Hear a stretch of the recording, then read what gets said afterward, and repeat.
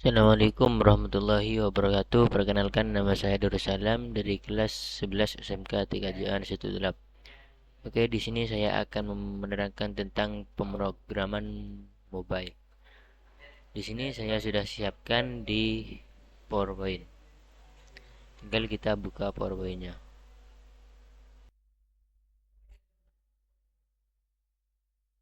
Nah, ini akan mengantar pemrograman mobile. Aplikasi bergerak atau mobile application, aplikasi yang bergerak adalah perangkat lunak yang berjalan pada perangkat bergerak seperti smartphone atau tablet PC. Aplikasi mobile juga dikenal sebagai aplikasi yang dapat diunduh dan memiliki fungsi tertentu sehingga menambah fungsionalitas dari perangkat mobile itu sendiri. Untuk mendapatkan mobile application yang diinginkan, user dapat mengunduhnya melalui situs tertentu sesuai dengan sistem operasi yang dimiliki. Google Play dan iTunes merupakan beberapa contoh dari situs yang menyediakan program aplikasi bagi pengguna Android dan iOS. Untuk mengunduh aplikasi yang diinginkan, Mobile Marketing Association 2015 aplikasi bergerak mobile application merupakan aplikasi yang dapat digunakan walaupun pengguna berpindah dengan mudah dari satu tempat ke tempat lain tanpa terjadi pemutusan atau terputusnya komunikasi.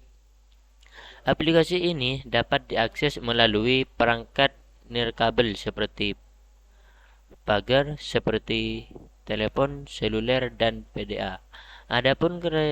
Adapun karakteristik perangkat mobile ini adalah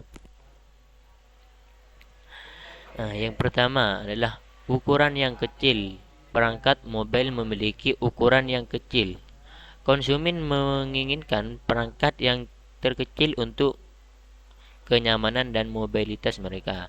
Yang kedua, memori yang terbatas. Perangkat mobile juga memiliki memori yang kecil, yaitu memori primer atau RAM dan secondary disk. Yang ketiga, daya proses yang terbatas. Sistem mobile tidaklah setangguh rekan mereka, yaitu desktop. Yang keempat itu mengkonsumsi daya yang hemat. Perangkat mobile menghabiskan sedikit daya dibandingkan dengan mesin desktop. Yang kelima, kuat dan dapat diandalkan karena perangkat mobile selalu dibawa kemana saja. Mereka harus cukup kuat untuk menghadapi berturan benturan gerakan dan sekali tetesan air. Dan keenam, konektivitas yang terbatas. Perangkat mobile memiliki bandwidth rendah. Beberapa dari mereka tidak tersambung. Dan yang terakhir yaitu masa hidup yang pendek. Perangkat-perangkat konsumen ini menyala dalam hitungan detik. Kebanyakan dari mereka selalu menyala.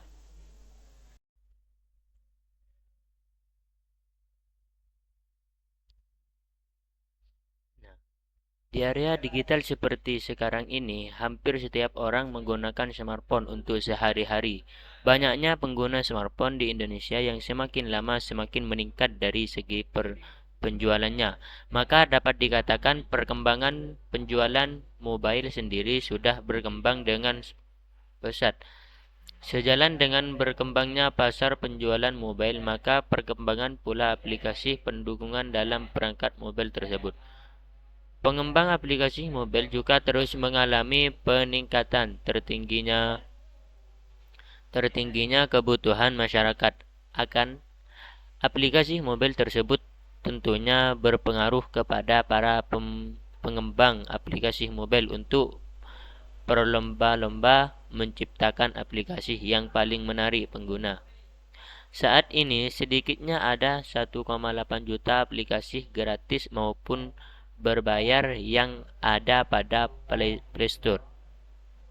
Berbagai aplikasi mobile kini mengiringi aktivitas sehari-hari masyarakat, antara lain aplikasi belanja online, aplikasi traveling, hiburan, dan masih banyak lagi. Berdasarkan laporan APPIN menyebutkan bahwa rata-rata ada 10 aplikasi yang digunakan tiap harinya. Di Indonesia, pengguna smartphone rata-rata mengunduh 78 aplikasi tiap bulan. Namun hanya sekitar 40 aplikasi yang digunakan dalam setiap bulannya dengan rata-rata 11 aplikasi tiap hari. Nah, di sini Android. Ini adalah sistem operasi yang paling banyak digunakan di dunia saat ini.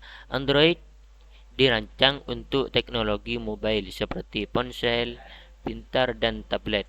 Android dibangun berbasis kernel Linux dengan sistem pengembangan sumber terbuka atau open source. Oleh sebab itu, para developer bisa mengembangkan aplikasi berbasis Android dengan bebas.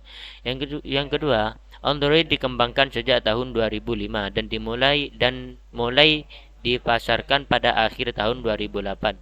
Menurut Stan Counter, pangsa pasar Android berjumlah sebesar 32,2% per Agustus 2023.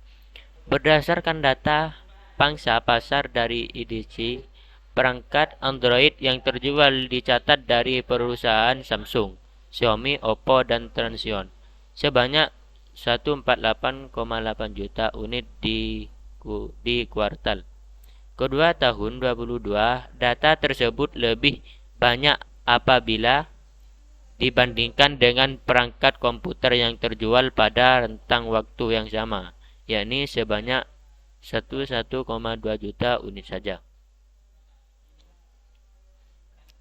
Nah, sedangkan iOS, bagi kamu para pencinta perangkat iPhone tentu sudah tidak asing dengan nama yang satu ini. iOS adalah sistem operasi yang menjalankan aplikasi perangkat lunak di dalam perangkat iPhone dan juga iPad. Hingga tahun 2019, hingga saat ini sudah ada 16 versi iOS dan versi terbarunya yakni ke-17 yang rilis pada tahun ini. Masih merujuk pada data dari Stan Counter, pangsa pasar iOS berjumlah 16,48% dan menempati posisi ketiga dengan total pendapatan sekitar